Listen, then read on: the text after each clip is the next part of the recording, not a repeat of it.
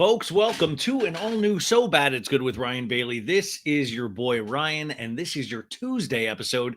Welcome to the work week. I hope you guys had a relaxing, amazing, not too sad Memorial Day weekend. Of course, I'm talking to all you Succession fans out there.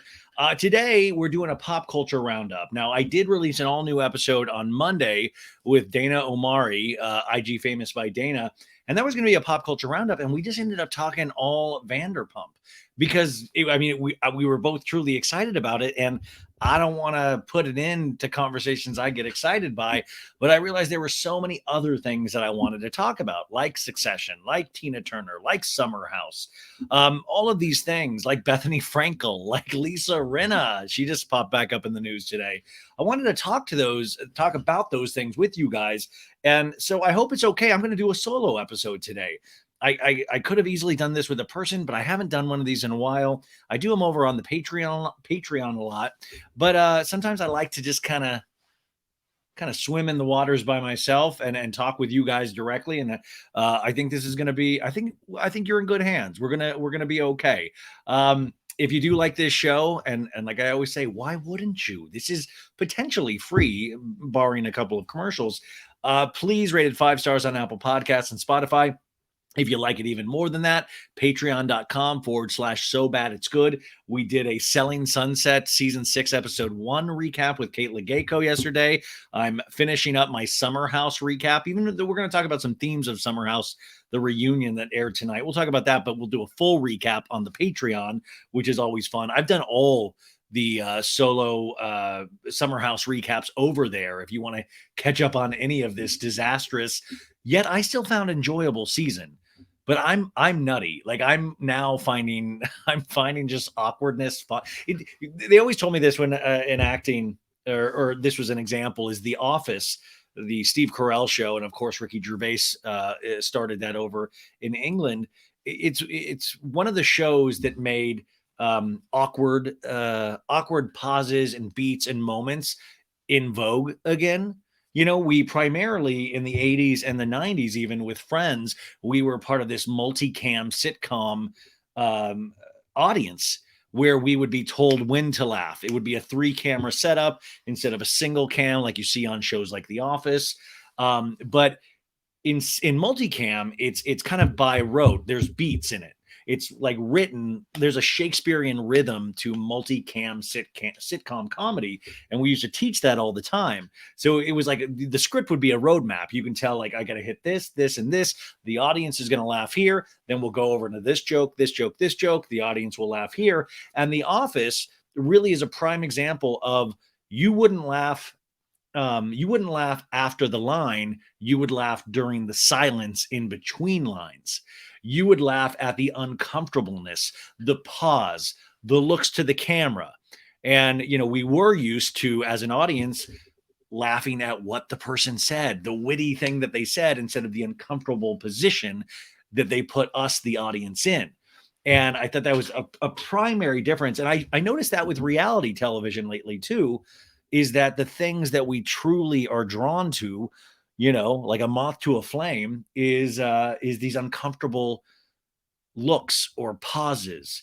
Paige DeSorbo, like, Lindsay, I don't know, those things. It's the look, it's the, we're drawn to those. I mean, Vanderpump Rules, of course, it's the intensity of the look, it's the pause, because we, as the audience, fill in those blanks, right? We fill in those blanks because we're smart. We're a sophisticated audience. Even me. I usually am drawn to poop jokes and fart jokes, but I can even say I like sophisticated moments. Now, even if you compare that with a show like Succession, which wrapped up its 4th season and the entire series on HBO Max, I guess we're now calling it Max, on Sunday night, but it's those moments, the silent moments, where we fill in those blanks. You don't have to tell audiences everything now because we're smart enough to fill in those blanks. When we see Kendall at the end of Succession staring off into the water, the harbor, when we see that, we know what he's thinking. We might all have a different interpretation of the exact thing, but we know what it is. Gone are the times of Kendall having to be, I'm so sad that I did not win Waystar Royco, and now I do not know what to do with the rest of my life. That's what's so beautiful about the moving picture, the image, right? Is that we can fill that in. That's exciting. It gives us, the audience, something to do. We relate it to our own lives. We think about those times that we were so miserable, so distraught, didn't think we could keep going. That's why Vanderpump Rules this season has been jaw-droppingly awesome and amazing, because some of us have been through that pain. Some of us have been lied to. Some of us have been the liars. So we fill in all of those blanks. And it keeps us guessing as an audience as well, because we're trying to make sense of it all, because sometimes we can't fill in those blanks. And that's money, baby, right?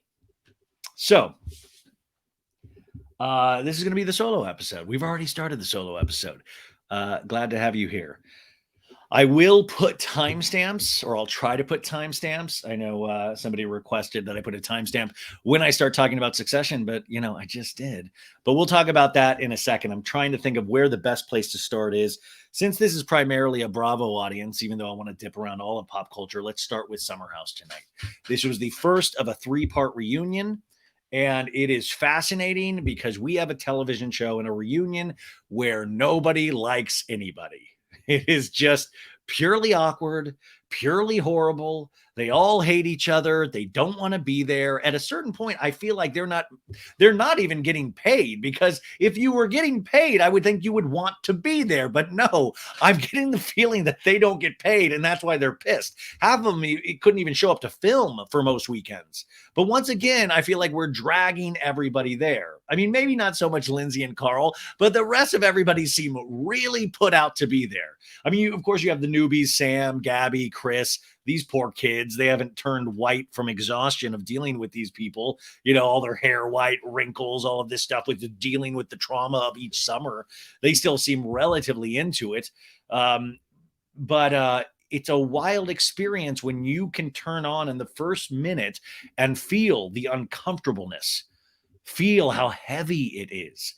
It just comes and oozes across the screen. It's just horrible. So where we left off on that finale last week is that Danielle and Lindsay don't like each other. Danielle also thinks that she should have been told about this engagement, and since she wasn't told about it, they hate her guts and think she sucks. I mean, there's no black or white. There's no gray there. It's black or white. You must hate me since you didn't tell me about wanting to propose to Lindsay, even though we have established in that one episode where Carl said, yeah, I am shopping for rings. So ding dong, Danielle, connect the dots and realize that's happening. Regardless, we are now at the Summer House finale. And you can tell with the Summer House one, because he doesn't wear a tie. He's loose. He's like, this is fun for me. What's up, guys? Come on in here. Kyle still has his mullet, so not a lot of character development there. But we start off really with a bang. We start off, and once again, we are reminded that everybody on this cast, for the most part, hates Lindsay Hubbard. My main comment and my main concern, and I've now said this 2 seasons in a row, potentially 3, was what are we not seeing? What I get it. Lindsay's intense. I get it. I get she's not everybody's cup of tea. I read people's comments. I get that. But why this much? At a certain point, even if somebody annoys you this much, but you see the discourse around it, you let it go, or you let the audience know exactly why I dislike this person. It's not enough to just be like, I see how she treats these girls. Welcome to the party. No, we need more. And what's so amazing is that we have the format to give more. We have the format where you could easily let us know, but we are still in the dark. And I feel like that's a failure of production to not actually let us in on why it is so intense towards Lindsay. Because Bravo is full of intense people like Lindsay. They just are. So some of the highlights we immediately get into is Kyle thinks that Lindsay and potentially Carl planted the Dumois rumor about Kyle potentially cheating. Now, this is what I'm talking about. Like, we know it was you. And Lindsay and Carl, like, no, it wasn't. We know it was you. No, it isn't. We know it's you. Okay, great. Andy, jump in. Why do you know? Let me know. Okay, this is perfect. Kyle, let's use our words. Why do you know? And you can't, guys, just let Kyle answer. We want to know why you do know. Because it's not enough to just say, I know. So either you're going on a gut feeling or you do know. And if you do know, we want to know. Because, yeah, man, that sucks. But as Carl points out, the reason why this is an issue, because you have cheated. And I don't believe he meant this in this go around, but we do know a couple of years ago, Kyle did cheat on Amanda. There's no rewriting history. That happened. It sucks. I get it. But you're unfortunately on a reality show. Everybody knows how these shows work at this time, right? So that happens. And then we get into a conversation as well because Paige at one point thinks that Lindsay is the person that let the story out that Craig got kicked out of Kyle and Amanda's wedding because Craig allegedly fought with some family members there. I think was a little too tipsy, had some moonshine or something like that, and got asked to leave. And Paige is real upset about that. Once again, we know it was you. We know it was you. And Lindsay going, no, it wasn't. No, it wasn't. Now, Samantha Bush, Bravo historian, she's the one that wrote the article for the company The Dip about this. When I remember this specifically when it first came out. And she was the one that put it out, I think, the night of that wedding. And I was like, whoa. And so that's why I was shocked that it didn't even ever get covered in the actual show. They kept that real hush hush. But so Paige is saying that didn't happen, but they're still saying it did. So it was very confusing. But there's also a lot of references in this hour to production. Well, you did this to production, or you did that to production, or you're trying to do this with the storyline, or you're trying to do this with the storyline. I'm one of the few. I mean, I think there's more of us than I would think. I think a lot of us don't mind that we actually bring in the reality that this is a film television show. I'm fine with it. I liked it when it Bravo fucking Bravo happened. I think some of the most stunning moments on this show are when we actually acknowledge that these are shows.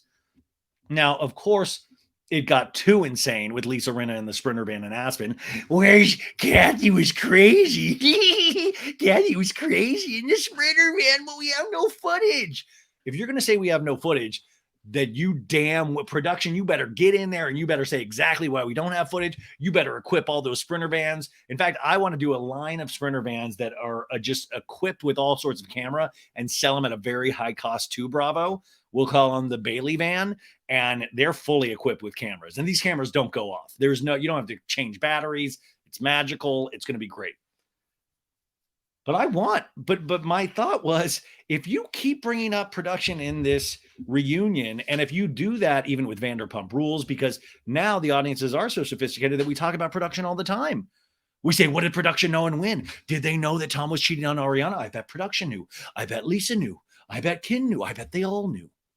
So if we're going to stop, if we're going to keep invoking the name of production, and the cast members are going to keep invoking the name of production, then I feel production needs to come in at the reunion. I feel we need a representative. I feel we need my favorite fake name to ever use for any character is Randy. So I think we need Randy from Summer House Production. We're like, ladies and gentlemen, welcome Randy. Randy, you work on the show. What the fuck is going on, Randy? Can you make heads or tails of this? Because I don't like when we don't have answers. And I feel in this day and age when so many rumors are just spread on a daily basis, I see it it's so frustrating because I don't want to be that Karen that kind of like, you're wrong, guys. I've seen so many people just get things wrong again and again, and you can't spend your life correcting people because that's idiotic. But at the same time, you see people going, whoa, that's true. Ariana and Lala unfollowed Lisa Vanderpump, and that because she knew. And it's like, wait, guys, Ariana and Lala already said they never followed Lisa. Lisa never followed. Come on, guys. But you see the people that believe it, and it's really frustrating because there is an ultimate truth, and we seem to get further away from it with these bullshit rumors. And I can't tell if people are just misinformed or people actually want to create chaos. If you're on Twitter, it's mainly people that want to create chaos. But outside of that, don't we want to know the real truth for better or worse? Sometimes it's fantastical and amazing to think that somebody was so devious to fuck around, to email Dumois. I mean, Lisa Rinna, did you notice on Beverly Hills, they finished shooting last weekend? And did you notice that there have been no leaks this season at all? Have you noticed the one difference about this season? Lisa Rinna's not there.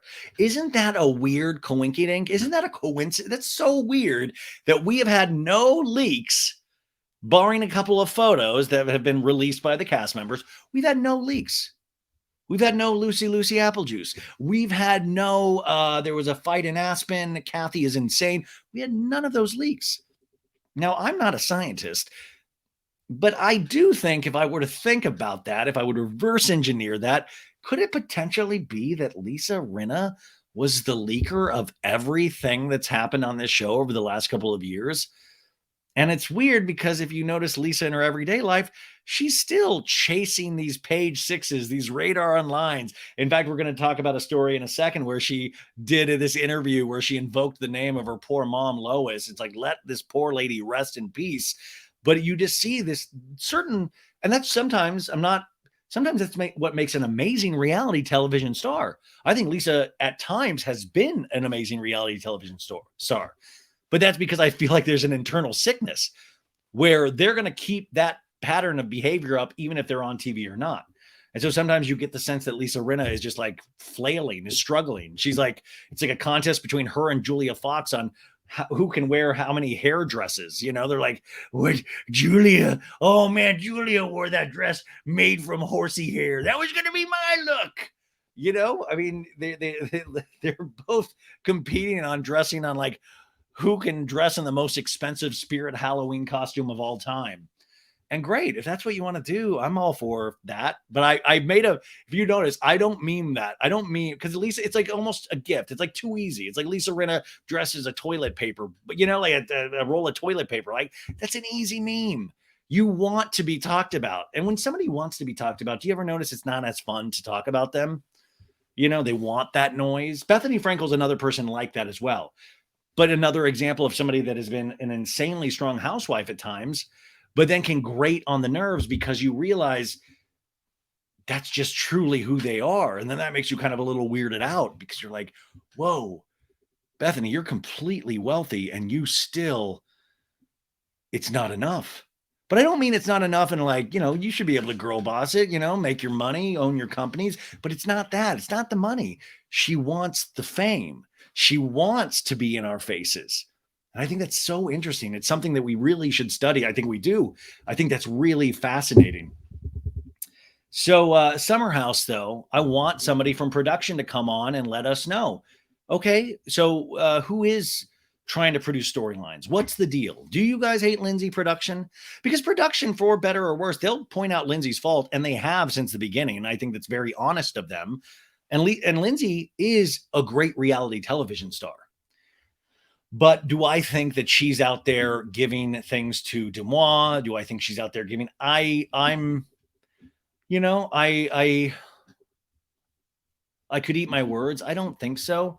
I will say I've had DM conversations with Lindsay, and Lindsay has been, I've never asked for information, nor has she provided it, but she will like we were talking about, I did that tweet last week and I put it up on Instagram about the Kardashians, say Vanderpump Rules completely annihilated the Kardashians, where it made us almost forget that this was on. And I thought, wouldn't it be great if the trend now goes towards more realistic things going on all reality television series? And Lindsay was like, dude, I totally agree with this. I agree with this 1,000%. And I was like, oh man, that's amazing. That made me feel good that she agreed with me.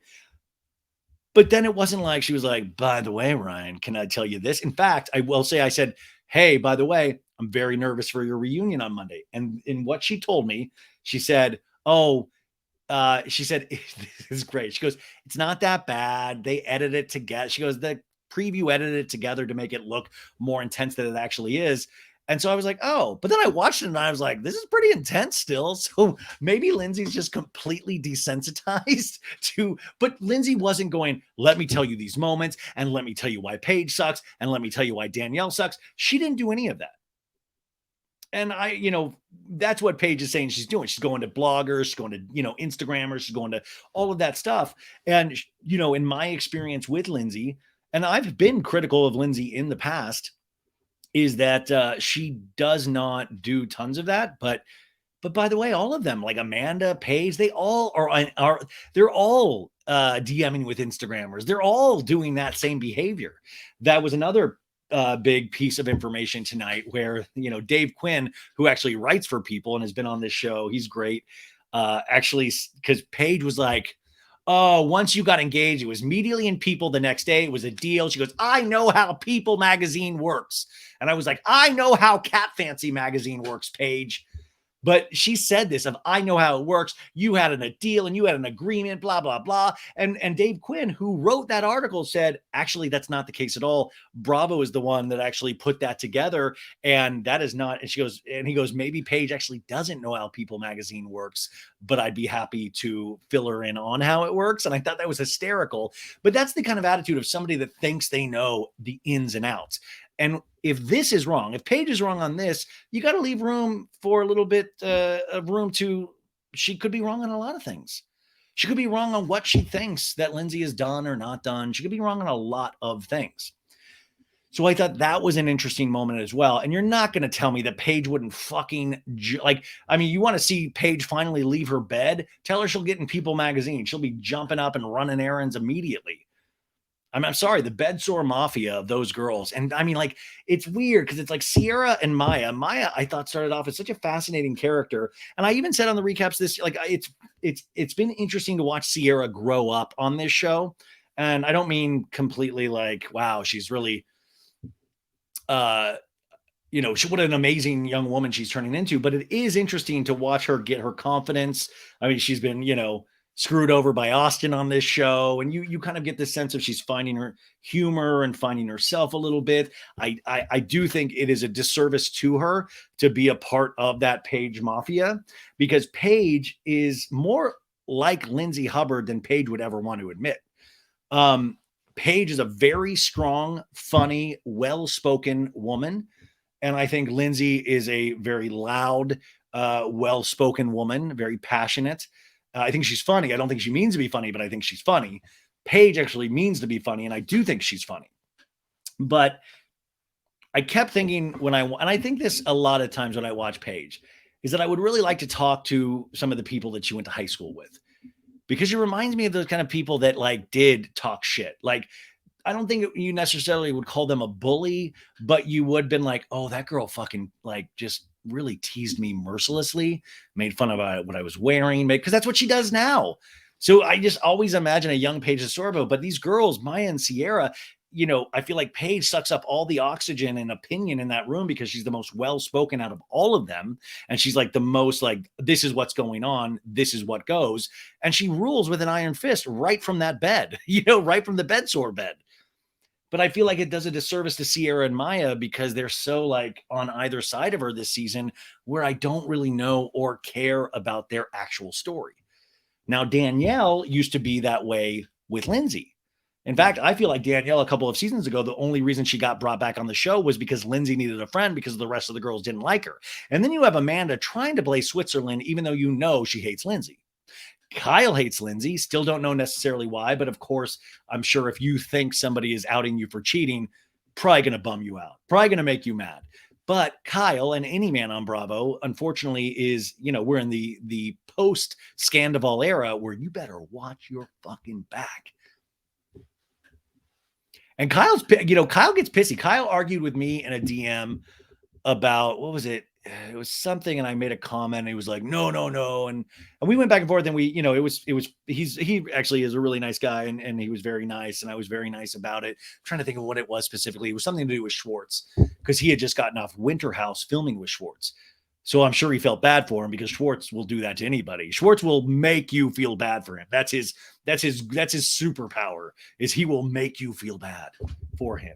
He will use those puppy dog eyes, the entire hand in his mouth. He'll do everything, and he'll convince you. So I'm sure Kyle got back from Winter House wanting to defend Schwartz, what a good guy he was. And that night at BravoCon, when Tom Sandoval played, I've shown, at Schwartz's 40th birthday party, it was I was there with Sandoval and Kyle, and Amanda was at home, and this is like we were out till like 5 a.m. This dude Kyle was fucked up. Like he was on, I think the podcast. I don't know if I did it was a Patreon only, but I had a voice note from Kyle from that night where it was like, and it was great. But I will, and I want to be very clear. Kyle was not creepy with any girl at all. He was talking to dudes. I mean, it just, you can tell Kyle is that dude that likes to fucking party. He likes that. I think it gives him some sort of comfort, some sort of strength. And I think, if Amanda's cool with him doing it, then great. But I want to make that very clear. I did not get any creepy vibes at all from Kyle. But at the same time, I didn't get any creepy vibes from Sandoval at all. And now I'm trying to but no, Kyle was great. He was just like really tipsy. So, and then you have Sam, Gabby, and Chris. Poor Chris looks great, but, looks great.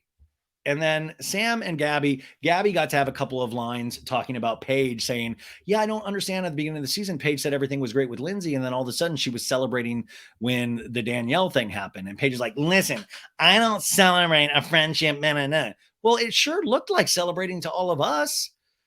I mean, be honest about that, because at times then even Paige would be like, yeah, you know what? I do appreciate Danielle setting up for herself. I'm like, wait, you do, but at the same time, you really dislike Lindsay. And sometimes I feel like it's like that dog with a bone where she just will not relent. She's like, fuck it.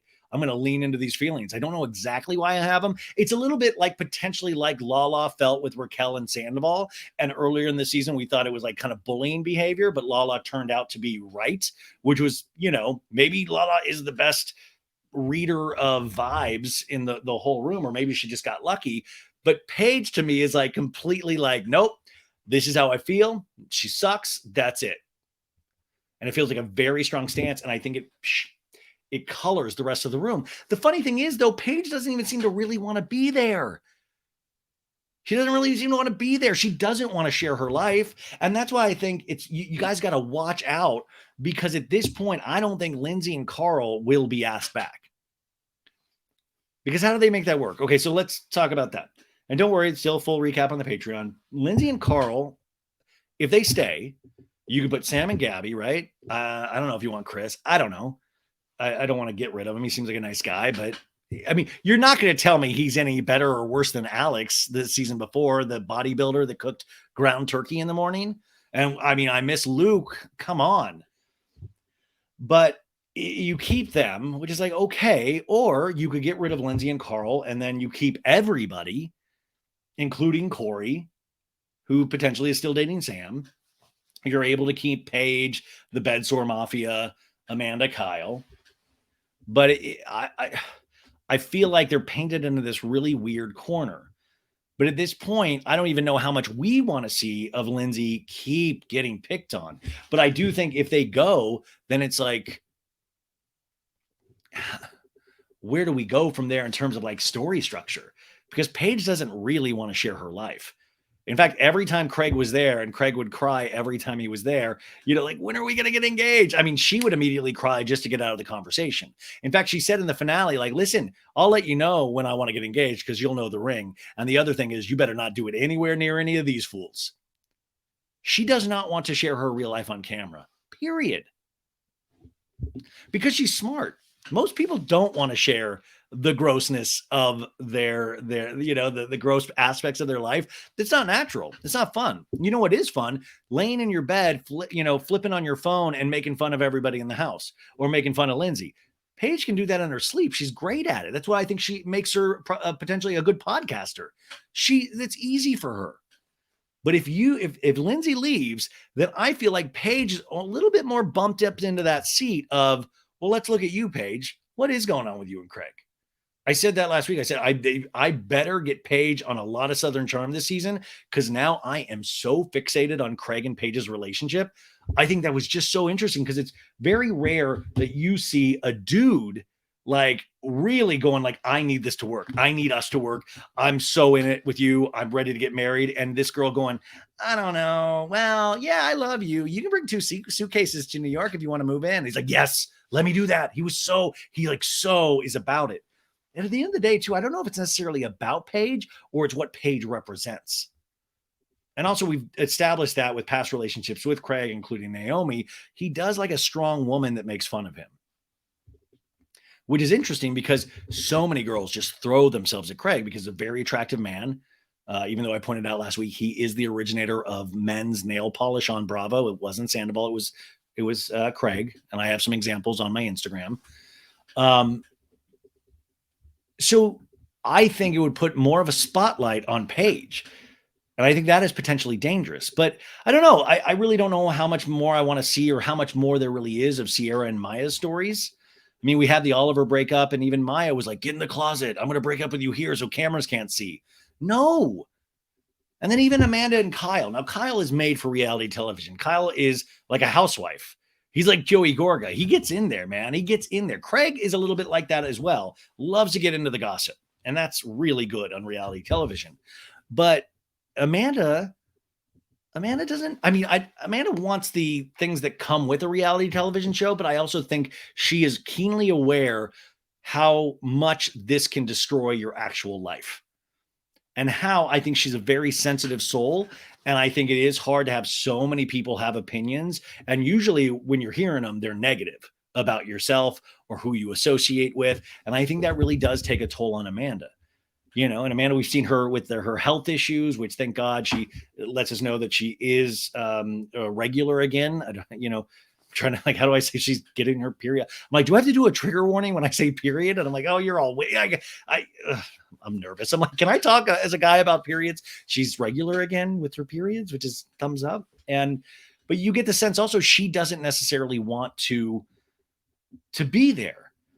And she even said they had this conversation of Amanda says, if Carl was cheating on you, I would have a conversation with you before anybody else, before I would even have that on the show. And that makes a good friend. She's probably a really decent person.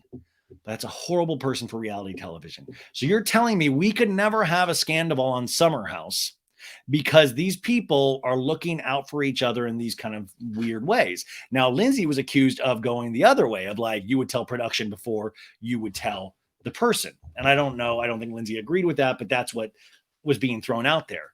And I hate to tell you guys, it's like we're here for reality. I don't want to hear that we are covering up stories. It's such a bummer when we dedicate, time to watching these things and then discussing these things to say that everything is being hidden from us. Because then that's, like I said, then we get these things like Lindsay where I don't feel like we have the full picture. So we're just making assumptions on our vibe. Like, oh, I don't like her vibe.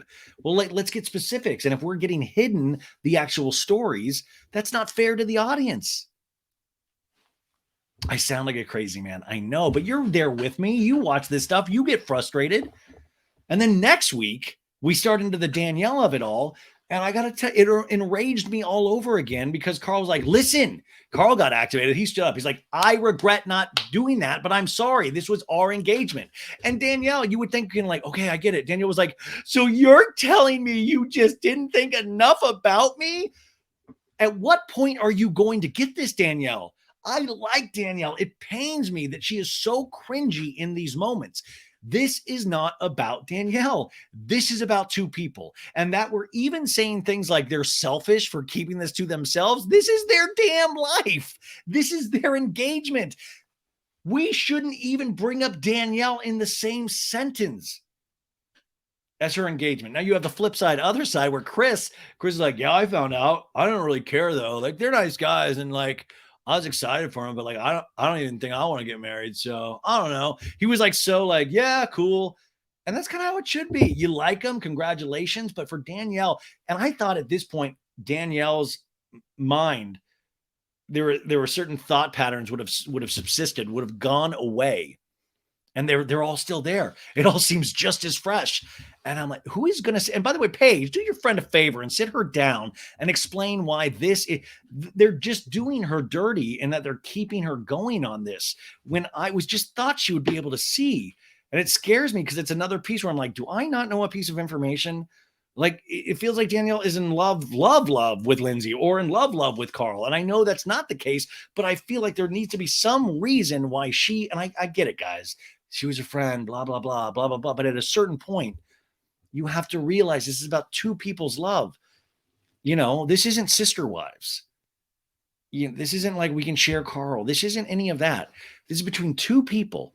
And you see that Carl, and stop calling him Carlito. We're done with that, Danny. He's not your Carlito anymore. You see how upset he is. You see how much he's trying to get his life on this right track. And we might find it silly. We might find all of that, but you got to respect somebody that's actually trying, because a lot of us, most of us don't try. And he's trying to right his wrongs. And when I had him on So Bad It's Good a while back, I said you were one of the only examples so far in Bravo where you said you were a work in progress and you did something about it. I mean, we got that from Jax Taylor season after season, and we never got it because he'd come back and he'd do something idiotic. Now, a lot of people are like, oh, Jax has changed now. We'll see, right? But Carl was somebody that put the work in.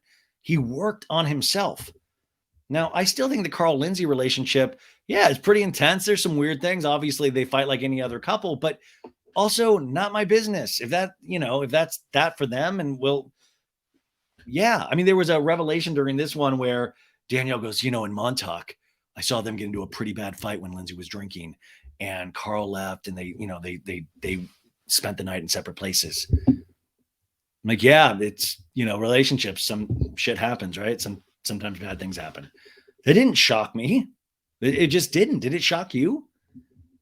I mean, Lindsay's also saying, yeah, I like my drinking. I got to make sure that's okay. I got to make sure that's on point. But also for Kyle to talk about drinking at all, when Kyle has very interesting drinking stories himself, was very pot calling the kettle black of like, it is weird though. It's like, do you see? I'm like, wait a sec. When I just say that, well, why aren't we turning this around on Kyle? Like, Andy, you're like, Kyle, we've seen you get shit can wasted most seasons to a point where it gets scary. We saw you do it even this season when you accused then Carl of doing coke at the office. Tell us more about that. Why are we not shining the spotlight over here? Why is it only on this one situation? But I feel bad because I feel like Danielle still doesn't get it. And it's one of those interesting things because us as a Bravo audience, I feel like we all think that Danielle's a good person, but there's a very big character flaw there, and this is it. And I really think like, okay, maybe friendship is not possible for these two people. So what did you think? That was my summer house bit. That was the old summer. Hey, that was the old summer house bit. Tip your waiters. Okay.